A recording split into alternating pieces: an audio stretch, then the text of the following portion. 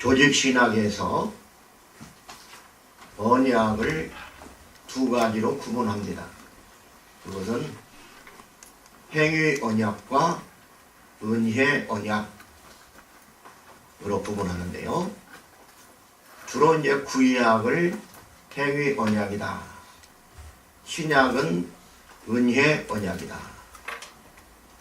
모세가 받은 십계명을 중심으로 하는 모세 언약은 행위 언약이다. 또 아담이 선악과를 따먹느냐 안 따먹느냐, 이것은 행위로 드러나기 때문에 행위 언약이다. 반면에 예수님을 통해서 온 믿음 언약, 신약에는 믿음으로 구원받기 때문에 믿음 언약은 은혜 언약이다. 이렇게 구분을 합니다. 하지만 이 언약론을 깊이 연구해 보면 이 두 개의 구분되어 있는 언약은 서로를 포함하고 있는 것을 볼 수 있습니다.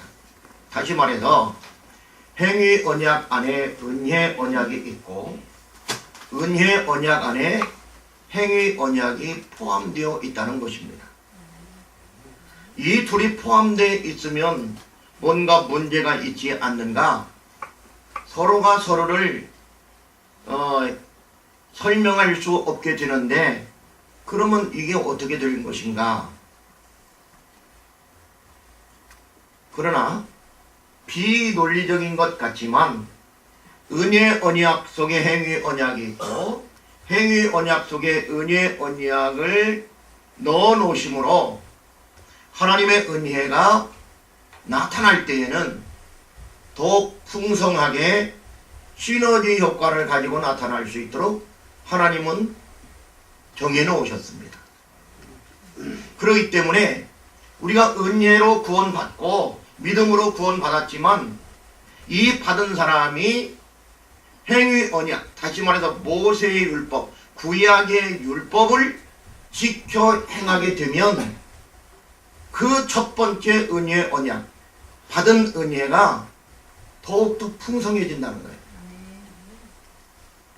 예수만 믿고 안식일도 안 지키고, 예수만 믿고 11조도 안 하고, 예수만 믿고 또 다른 우상숭배 등등 부모도 공경 안 하고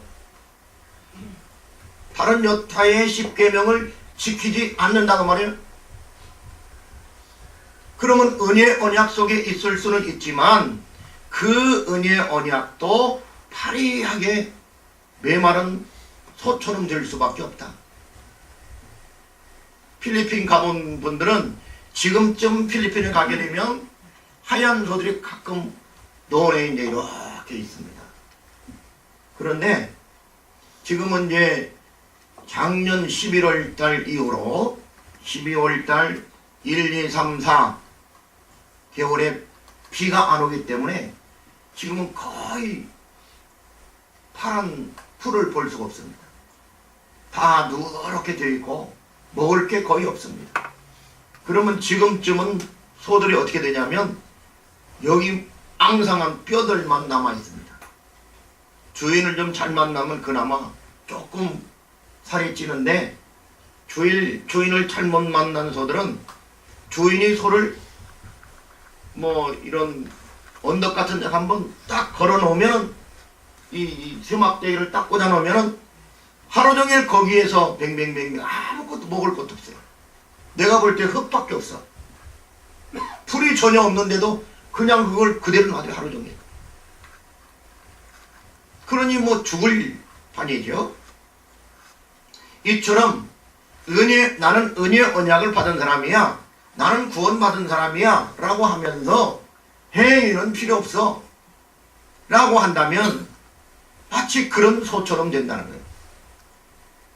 그러나 구원받은 사람이 하나님의 은혜로 예수 그리스도의 피로 구원받은 사람이 구약에 나타난 십계명들을 그리고 또 구약에 나타난 여러 율법들을 자진해서 기쁨으로 지킨다면 그 은혜가 더욱더 풍성해진다. 이런 전제를 가지고 오늘 이 소금 언약도 생각해 보아야 할 것입니다. 이 소금 언약이라는 말은 그러면 은혜 언약인가? 행위 언약인가? 자, 하나님께서 이 천지를 창조하시고 그리고 무틀 바다와 물하고 가르시고 난 뒤에 에덴 동산을 만드시고 거기에 선악과를 심어 놓으셨습니다. 이걸 먹는 자는 정령 죽으리라. 자, 선악과는 행위 언약일까요? 은혜 언약일까요? 은혜 언약이요? 행위 언약이요? 하나님을 바라보나 다 예. 포함되어 있어요. 미리 결론을 얘기했으니까 두 개 다요.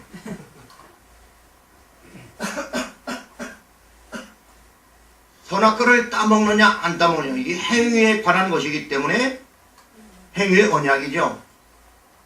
그러나 조금 더 깊이 들어가서 그 내용을 살펴보면 하나님은 그 행위 언약 하나의 율법이죠. 그것도 선악과가 율법입니다. 하느냐 마느냐의 문제니까.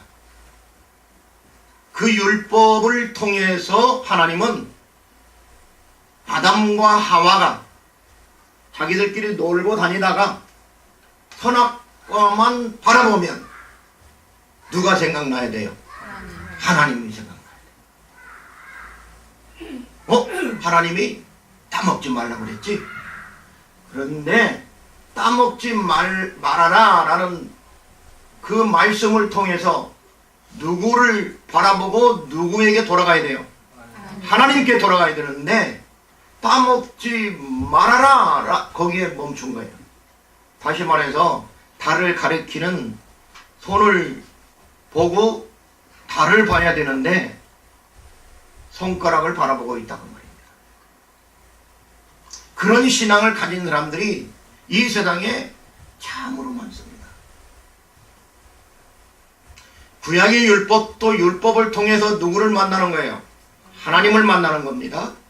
그런데 신학자들은 안식일을 지키는데 토요일이 안식일이냐 주일날이 안식일이냐, 안식일은 몇 시부터 몇 시까지 지키는 것이 안식일이고 안식일에는 바늘을 여기다 꽂고 옆집에 간다고 그러면 그게 안식일을 지킨 거냐 노동을 한 거냐? 하나님이 그것을 요구했을까요? 아닙니다. 안식일에는 모든 거 내려놓고 나를 만나러 와라. 나와 함께 면전에서 나를 예배하고 나를 찬송하고 나는 너희들에게 복을 주고 그런 날로 삼자. 그거예요. 그런데 그것은 꿈에도 생각을 못한다 그 말이에요. 사람들이 교회를 다니면서도 목사도 마찬가지예요. 하나님에 대해서는 전혀 관심이 없어요.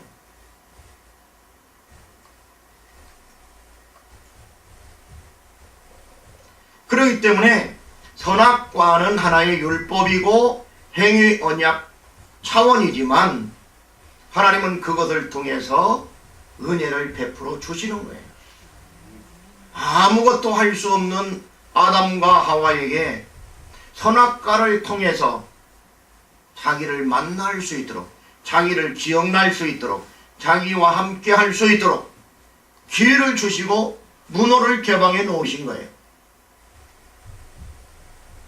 그렇기 때문에 선악과는 곧 은혜 언약이기도 할 수 있다는 거예요. 그러면 신약의 믿음 언약은 은혜 언약인가? 물론 은혜 언약이죠. 그러나 그 은혜 언약은, 은혜라는 말은 거저 받는 선물을 얘기하는 거죠.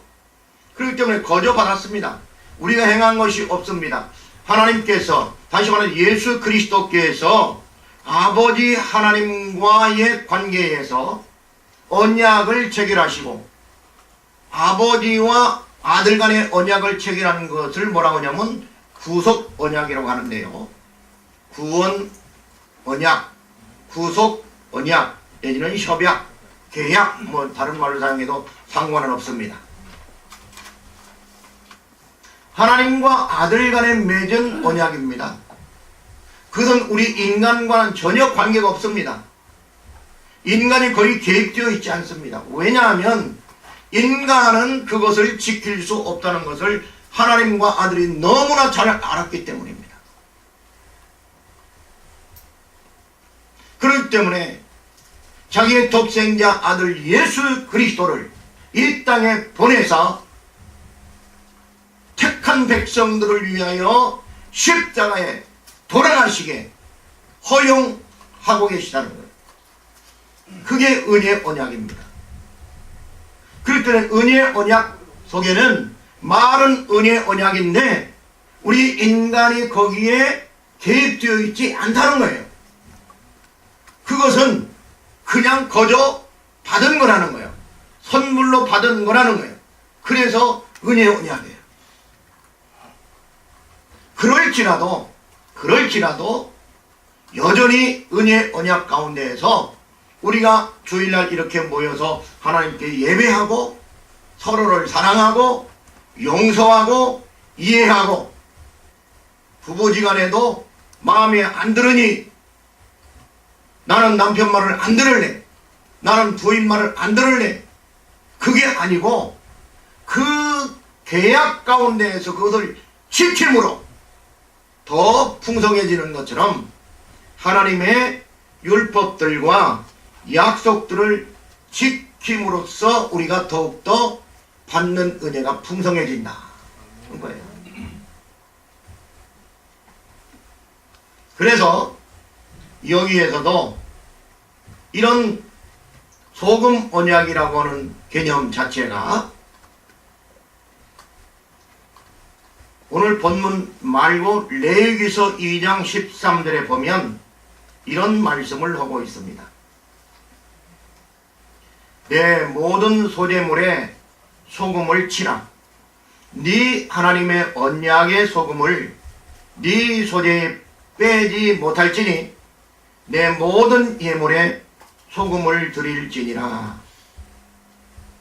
하나님의 제물에는 소금이 빠진 제물은 없습니다. 그것이 번제든지 그것이 거제든지 그것이 소제든지 화목제든지 속건제든지 속죄제든지 그 어떤 제사일지라도 소금이 빠져서는 안 됩니다. 아까 얘기한 심지어는 밀가루로 드리는 소제 이것일지라도 소금은 들어가야 됩니다.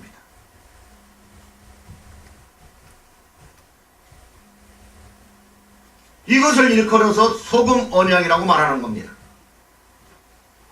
그러면 소금 언약이라고 하는 것은 행위 언약과 은혜 언약과는 전혀 다른 것인가?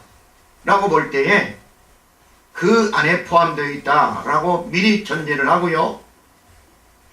소금이 가지는 특성을 통해서 그 특성을 전제로 해서 하나님의 언약의 불변성,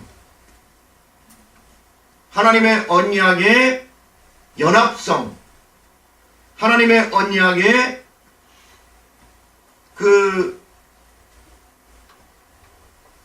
영원성 이런 것들을 설명하기 위해서 소금을 치라고 한 겁니다. 소금은 고래적부터 방불의 역할을 했습니다.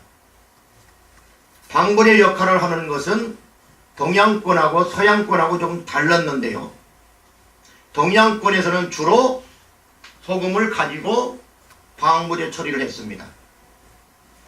서양에서는 소금도 물론 사용했지만은 설탕을 가지고 방부 역할을 했습니다. 꿀 속에 재는다든가 설탕에 잰다든가, 오늘날 우리는 설탕이 이제 서양 사람들이 먹던 걸 우리도 많이 이제 갖고 오니까 설탕에다 재서 이렇게 뭐 해먹는 걸 뭐라고 해요? 이게 효소. 이런 것들이 발달이 많이 됐는데 전문가들 말에 의하면 효소는 설탕은 그냥 물이다. 이렇게 얘기하는 걸 봤습니다. 뭐 그러진 않을 것 같고, 우리가 설탕만 먹어도 사실은 피로가 풀립니다. 그게 당이니까. 어느 정도는 효과는 있겠죠. 어쨌든 이렇게 방부 역할을 하는 게 소금이고 설탕인데 그 외에는 거의 없습니다. 그리고 요즘에는 과학적으로 그것을 조금 높여서, 질을 높여서 그런 것들이 들어가지 않고도 방부 역할을 할 수 있는 기술이 발달되는데 그게 뭐예요? 캔 같은 거 뭘로 해요? 진공포장을 하는. 그거는 우연히 발견한 거예요. 누가 그랬어요? 세계에서 제일 유명한 우유 회사 파스테르가 발견한 거예요. 그 사람은 하나님을 잘 믿는 사람이었고 과학자였습니다. 그래서 진공 상태에서 진짜로 진화론자들이 얘기하는 것처럼 뭐가 만들어질 수 있을까? 라고 연구하다가 진공 상태에서는 아무것도 생기지 않는다는 걸 발견한 거예요. 비커를, 이렇게 생긴 비커를 가지고 연구를 하다가 이쪽에다가 고기 덩어리를 넣고 무기들, 그리고 여기서 불을 뗐습니다. 여기는 다 익었죠. 다 죽었습니다. 병균이. 그래서 이렇게 해서 다시 이 비커보다 내려오도록 해서 이렇게 올렸습니다. 그러면 여기에 뭐가 고였을까요? 물이 고이죠. 수증기가 이렇게. 물이 고여서 가만히 있습니다. 그러니까 여기에서 병균이나 곰팡이들이 들어갈 수 없죠. 여기는 뭐가 생겼어요? 진공이 생겼습니다. 이걸 한 달을 놔두고 두 달을 놔둬도 아무것도 생기질 않는 거예요. 썩지 않는 거예요. 아하, 진화로는 가짜구나. 저절로 이 세상이 생길 수 없다는 것을 이분이 증명했습니다. 이게 파스텔이에요. 그래서 그것을 더 과학에 발전시키고 생활에 발전시킨 게 깡통이에요. 진공포장. 우리는 그냥 누가 한지도 모르고 잘 쓰고 있죠. 자, 마찬가지입니다. 하나님의 언약은 거저 우리가 받는 건데, 선물로 받는 건데, 이런 포장에 진보가 있었던 것처럼 하나님의 은혜에도 이런 진보가 있는데, 구약의 행위 언약 속에 감춰져 있던 은혜 언약이 신약 시대에 오면서 그것이 더 부각된 거예요.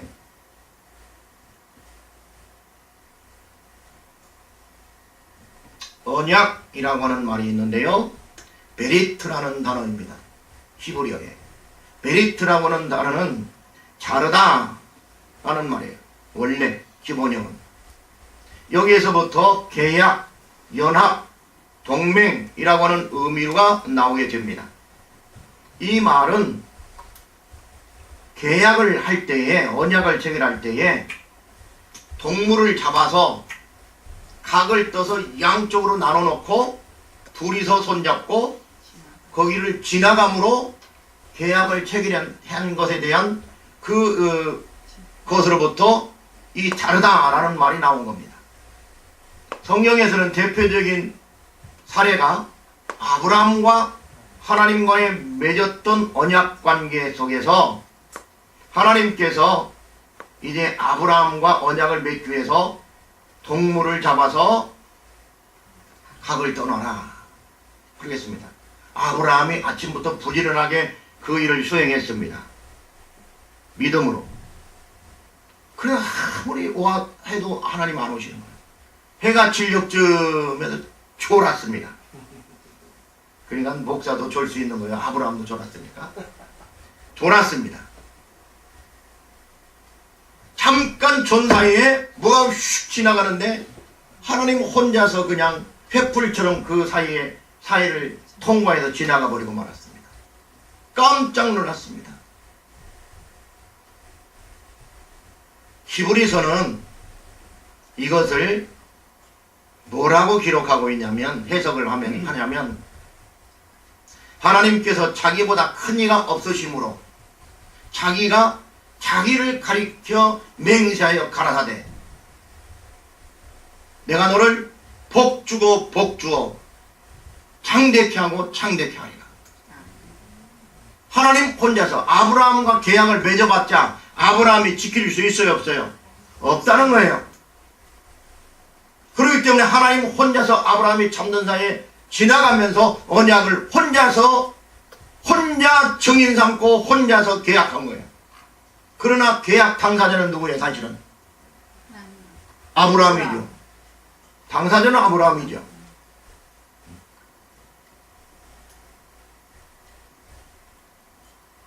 만약에 이것을 지키지 아니하면 너도 이 고기처럼 이 짐승처럼 쪼개질 것이다. 그게 계약이거든요.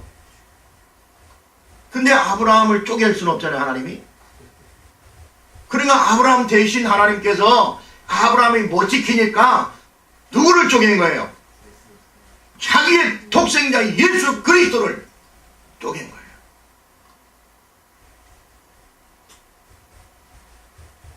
그래서 자기 혼자 맹세하고 자기 아들을 아브라함을 위해서 내놓으신 거예요. 아브라함은 그의 택한 모든 백성들을 대표하는 대표자죠. 그렇다면 하나님께서 우리를 위해서도 그의 아들을 쪼개기 위해서 십자가에 내놓으시죠. 이게 언약입니다. 할례라는 단어는 물이라는 단어예요. 물. 먹는 물이 아니고 발음이 물입니다.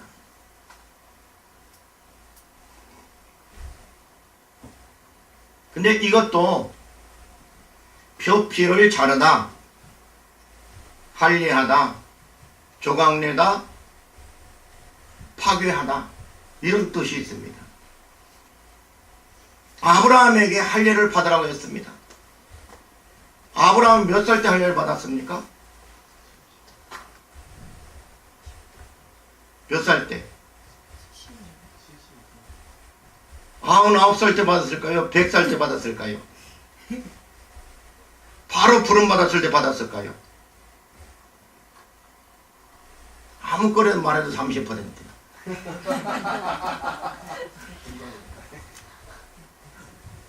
이삭을 하나님께 약속하기 전에 언약을 체결합니다.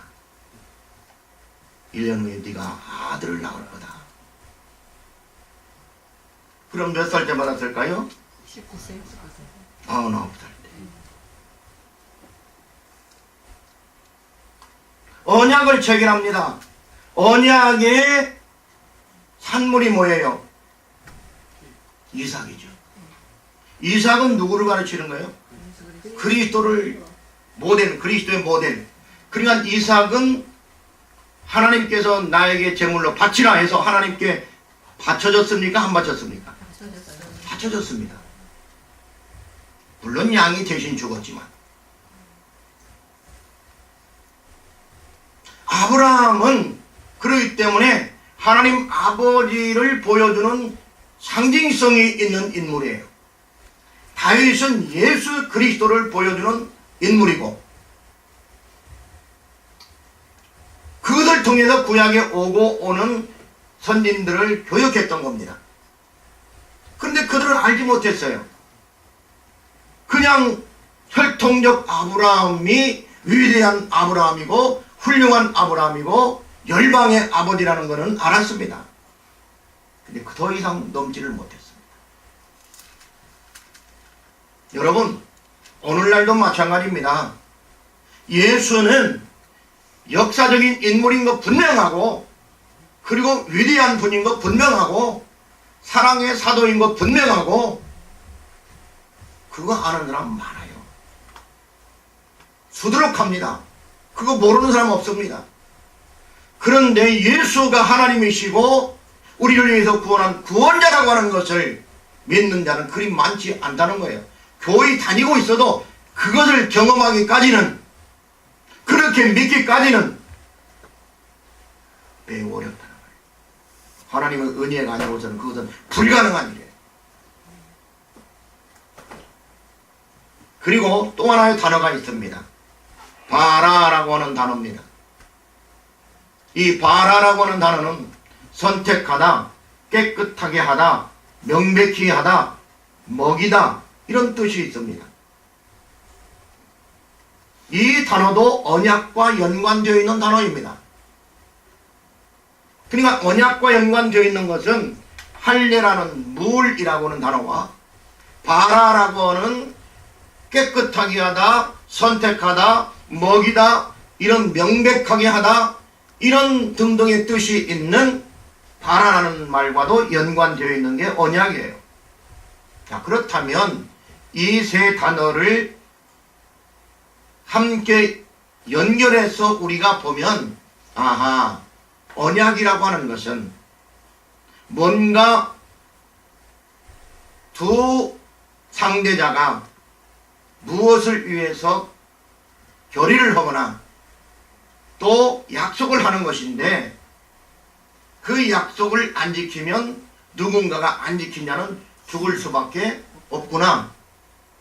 그런데 하나님과의 언약 체결은 하나님께서 그 당사자들을 선택해서 언약을 체결하되 깨끗하게 하고 명백하게 하고, 그리고 죽지 않도록 계속해서 무엇인가를 먹여 주시는 게 성경에서 말하는 언약이구나 라는 것을 알 수 있습니다. 여기에 행위 언약과 은혜 언약이 동시에 있다는 걸 여러분들 아셔야 됩니다.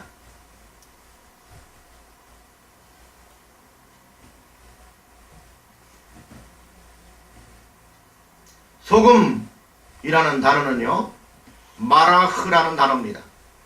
이 마라흐라는 단어는 음식을 조리할 때 사용하는 조미료로서 부패를 방지하고 맛을 내게 할 뿐만 아니라 그 맛을 지속시키는데 절대 필요한 생활 필수품입니다.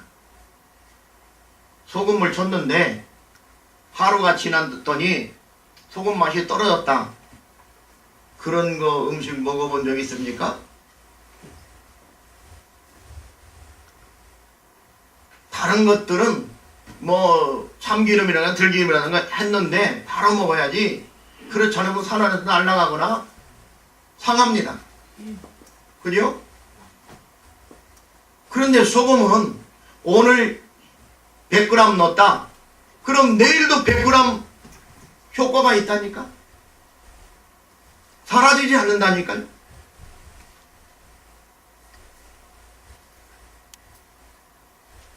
그렇기 때문에 소금은 방부제나 불변성이나 영원함을 뜻합니다.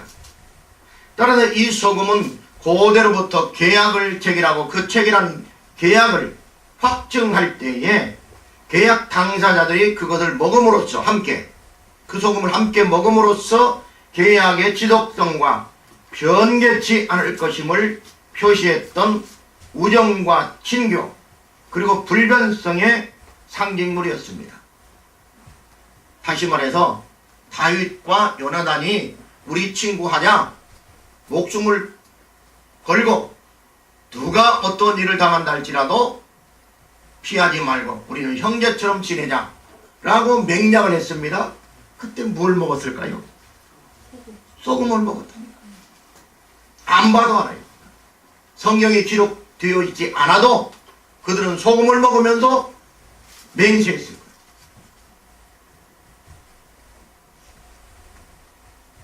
우리는 다 그리스도 안에서 형제고 자매입니다. 그렇다면 우리는 다 무엇을 먹은 자들이에요? 소금을 먹은 자. 아이고 목사님, 언제 목사님 나하고 맹세하면서 소금 먹었습니까? 소금은 누구예요? 예수 그리스도. 예수 그리스도. 예수 그리스도의 살과 피를 먹은 자들은 소금을 먹은 것과 같다. 그래서 방부되지 않는 게 아니고 방부됩니다. 변하지 않는. 변질되지 않습니다. 되지 않는. 영원합니다.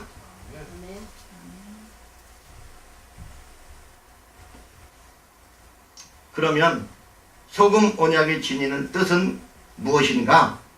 첫 번째로는 언약의 불변성을 가리킵니다. 하나님께서 네 모든 소재물에 소금을 치라 레위기서에 말씀했습니다. 이렇게 명령하신 이유는 언약의 불변성을 가리킵니다. 하나님께서 당신의 백성과 맺은 언약이 진실되고 불변할 것임을 보여주기 위함이었습니다. 언약이 불변하다는 것은 그 언약의 체결자이면서 지킬 수 없는 위치에 있는 그의 백성들에게 있어서는 무한 책임을 져야 하는, 다시 말해서 사망을 통고받은 것과 다름없습니다. 우리가 지킬 수 없는데, 지킬 수 없는 언약을 우리한테 하나님께서 하자고 그러는데, 생각해 보세요. 안식일을 거룩히 지키라. 이거 하나만 가지고도 우리 선희 양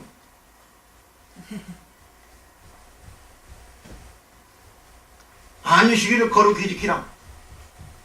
마음에 손을 얹고 가슴에 손을 얹고 진짜 내가 이 말씀을 지켜 행하는가?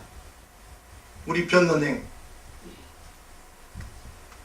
다른 건 다 접어두고 안식일을 지키는 거 이거 하나. 하나님 앞에 내가 진짜로 내 안식일을 지키는 청년인가? 내가 아버지인가? 내가 아들인가? 우리는 그거 못한다니까요.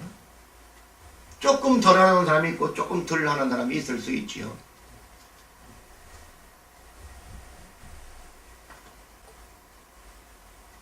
아파서도 못하고 바빠서도 못하고 일부러도 안 해서 못하고. 근데 수확한 건 뭐예요? 일부러 안 지키는 거예요.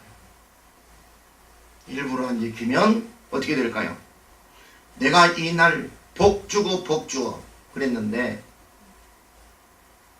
하나님께서 준비한 복을 받을 수 없습니다. 이건 분명한 사실입니다. 성경은 진리이기 때문에 1.1도 변함이 없습니다. 변질될 수 없습니다. 내가 그렇게 비꼬아서 틀어서 이해한다 할지라도, 해석한다 할지라도 하나님은 그것을 자기가 해석한 대로 내버려 두지 않는다 그 말이에요.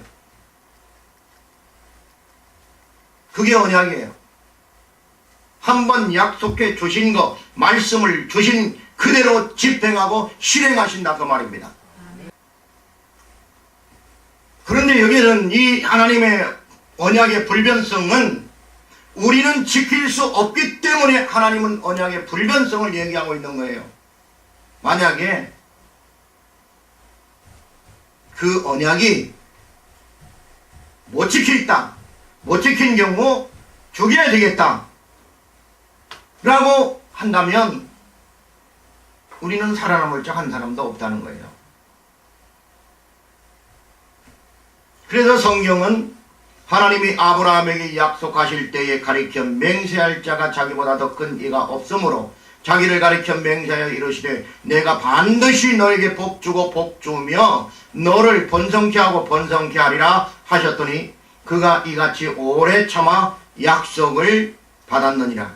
그 약속은 누구예요? 이삭이죠. 그죠? 이 말씀은 언약을 지킬 수 있는 자는 하나도 없다는 것을 하나님께서 미리 알고 계심을 암시하는 말씀입니다. 그래서 자기를 가리켜 맹세하기를 내가 반드시 너에게 복주고 복주며 너를 번성케 하고 번성케 하리라고 말씀하신 겁니다. 이는 자기 백성들이 그 언약을 믿고 바라되 감사와 기쁨 가운데 살아가도록 하기 위함이었습니다.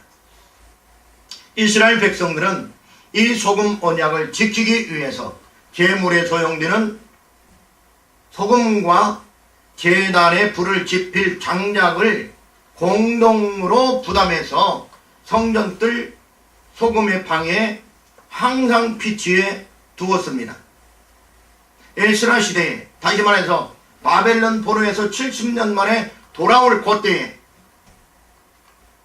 페르시아, 성경에는 바사라고 되어 있는데요, 바사 왕 아닥사스다 왕의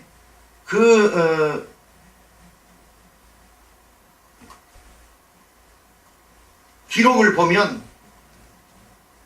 궁중 창고에서 은은 100달란트까지, 밀은 100고르까지, 포도주는 100밭까지, 기름도 100밭까지 하고 소금은 정량 없이 주어라. 그래서 그들을 돌려보내라. 이렇게 기록해놨습니다. 그러니까 소금도 그때 당시 필요했다는 것을 알 수 있고요. 언제든지 궁중에 소금을 가지고 있었고 그 소금을 이스라엘 사람들을 돌려보낼 때에 주어서 돌려보냈다는 거예요. 두 번째로는 언약의 영원성을 가리킵니다. 불변성뿐만 아니라 변하지는 않는데 영원하지 않다. 이것도 문제가 있는 거 아닙니까? 하나님의 언약의 영원성이에요. 하나님께서 영원히 변치 않는 언약을 가리켜 소금 언약이라고 하신 까닭은 언약을 소금이 갖는 속성에 반영시켜서 그 백성들에게 확정하기 위함이었습니다. 그리고 자신의 소재물에 소금을 치는 인간의 행위는 하나님의 영원한 사랑의 언약에 대해서 믿음과 감사를 나타내는 신앙 고백적 행위였다 그 말입니다. 이것이 후에 예수님께서는 너희는 세상의 소금이니 소금이 만일 그 맛을 잃으면 무엇으로 짜게 하리요? 후에는 아무 쓸데없어 다만 밖에 버려져 사람에게 밟힐 뿐이니라. 마태복음 5장 13절, 마가복음 9장 50절에서는 소금은 좋은 것이로되 만일 소금이 그 맛을 잃으면 무엇으로 이를 짜게 하리요? 너희 속에 소금을 두고 서로 화목하라 하시니라 라고 했습니다. 예수님께서 이렇게 소금에 대해서 말씀하신 것도 소금의 원리를 통해서 그리스도의 생활 규범을 나타내보자 했던 것이었습니다. 본문 대하 13장 5절에서 이스라엘 하나님 여호와께서 소금 언약으로 이스라엘 나라를 영원히 다윗과 그의 자손에게 주신 것을 너희가 알 것 아니냐라고 하는 말씀이 있습니다. 여기 보면 이 말을 지금 하는 이가 누구냐면 선지자 아비야입니다. 근데 그가 말한 소금 언약을 뭐라고 하냐면 여호와께서 소금 언약으로 이스라엘 나라를 영원히 다윗과 그의 자손에게 주셨다. 그러면 소금 언약이 어디에 적용됐다는 거예요? 다윗의 언약에 적용되었다는 것을 알 수 있습니다. 이건 대상 17장에 나옵니다. 그런데 아비야가 여기서 다윗 왕조를 소금 언약과 연관시키고 있는 것은 네 가지 이유가 있은 것을 볼 수 있습니다. 첫 번째로는 다윗 언약의 영원성입니다. 그래서 다윗의 왕위가 누구를 통해서 영원해졌습니까? 예수 그리스도를 통해서 그 왕위가 영원해졌습니다. 이제는 그 누구도 그 왕위를 개성할 자가 없습니다.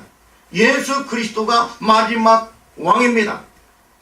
우리가 그 안에서 왕노릇 할 수는 있지만 우리는 분봉왕일 뿐이지 왕 중의 왕이 될 수는 없습니다. 이제 그 나라가 그리스도 안에서 완성되었기 때문입니다. 근데 다윗 언약, 소금 언약이 다윗 언약 가운데서 이루어졌다는 거예요. 그 왕위가. 두 번째로는 다윗의 후손인 르호보암과 야비야 자신의 왕위 계승이 적법하다고 하는 것을 가리킵니다. 이것을 변호하기 위해서 이 말을 쓰는 거예요. 다시 말해서 르호보암 반대편 북쪽에 있는 이스라엘 초대 왕은 누굽니까? 여로보암. 밑에 유다는 르호보암. 그런데 위에 10지파인 여로보암은 거기에 뭐가 없어요? 언약의 상징이 예루살렘이 없어요. 법궤가 없어요. 그 10지파를 포함하고 있으면서도 적통성이 없습니다. 그러다 보니까 자기들이 사마리아 지역에다가 산당을 지내고 거기서 예배를 드리기 시작해요. 이 말을 야베야가 하는 거예요. 소금 언약은 다윗 언약으로 개정되었다. 그렇기 때문에 다윗이 나와 더불어 다윗 왕에는 적통성을 가지고 있다는 거예요. 지금 우리가 보니까 그것이 맞습니까? 틀립니까? 맞습니다. 세 번째로는 그 반대로 그러면 이것이 맞으면 저것은 어때요? 이것이 맞으면 저것은 틀리죠. 저 답은. 그러니까 유다 왕국, 다시 말해서 다윗 왕조가 적통이라면 북쪽에 있는 이스라엘 건국 자체는 하나님의 언약을 깨뜨리는 반역적 행위라는 것을 보여줍니다. 네 번째로는 그들이 계속해서 유다를 대적하는데 그렇기 때문에 적통성이 있는 유다를 대적하는 것은 북방 이스라엘이 자꾸 대적하는 것은 옳다 그르다는 거예요. 부당하다는 것을 야베야는 지금 얘기하는 겁니다. 자, 그렇다면 이것을 그대로 우리 가운데 적용을 한번 해보면 우리가 예수 그리스도를 믿고 하나님의 소금 언약을 친 자들로서 진짜로 예수 믿는 자들이라면 사탄 마귀 세력들이 우리를 침범할 수 있을까요? 없을까요? 없다. 없어요. 왜 그러냐면 하나님 나라를 받을 수 있는 적통성은 누구에게 있으니까? 우리에게 있으니까. 우리가 맞다면 저들은 틀린 거니까. 그렇기 때문에 우리에게 소망이 있는 겁니다. 하나님께서 세우신 언약을 누리는 것이기도 하지만은 그 내용을 지켜야 하는 것도 가르칩니다. 다윗은 이러한 사실에 대하여서 여호와여 우리 귀로 들은 대로 주와 같은 이가 없고 주 외에는 하나님이 없나이다 라고 역대상 17장 20절에서 분명히 고백하고 있습니다. 다윗은 시편에서 수도 없이 하나님을 노래하고 있습니다. 마지막 세 번째로는 언약이 교회 공동체의 결속과 유대감을 가져다 준다. 소금 언약은 교회 공동체의 결속과 유대감을 가져다 주는데요.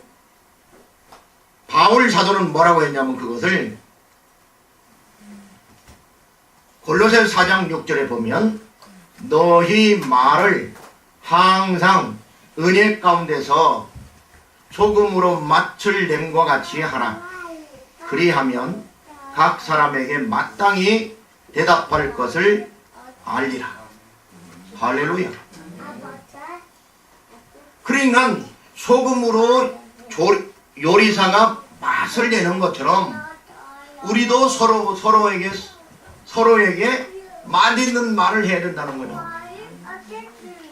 이재호 집사님 뭔 말을 해요? 맛있는 말. 맛이 있는 말을 할 줄 알아야 된다. 권영길 집사님 뭔 말이요? 맛있는 말. 박 전사님한테 머퉁이하고 뭐 막 쏘아 붙이고 그러면 된다 안 된다? 내 말이 아니에요 여기.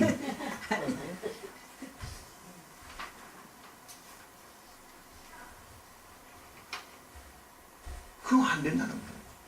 이게 소금 언약의 세 번째 기능이에요. 그리고 그리스도인들은 그러기 때문에 상대방에게 상처 주는 말을 하면 된다 안 된다? 안 되는 거예요.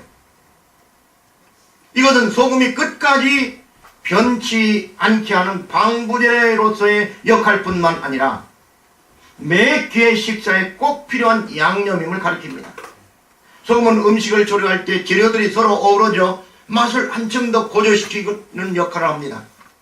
제가 많이는 못 봤습니다. 가끔 집에 가면 어쩌다가 이 백선생 누구죠? 백종원 씨가 나와가지고 이렇게 하는 거 가끔 봐요. 어쩌다 한 번씩. 근데 그분의 하는 말의 요지를 한마디로 뭐라고 내가 파악했냐면 소금을 잘 써라. 간이 맞아야 음식이지. 그 항상 그 얘기를 한다. 항상 국을 끓이든 뭘 찌개를 하든 뭘 하든 그분이 하는 얘기가 꼭 그거더라고. 간이 맞아야지.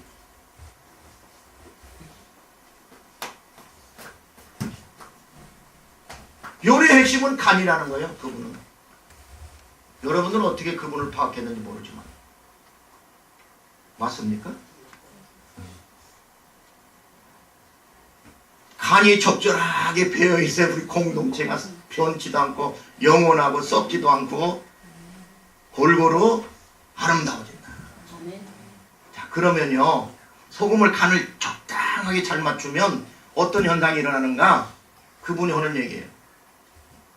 시너지 효과가 나타나는 시너지. 근데 거기 도가 지나치면 어떻게 해요? 쓴맛이 나는 거예요. 또 조금 덜 들어가면 어떻게 될까? 심심해가지고 이게 뭔 맛인지, 이게 나물인지 국인지.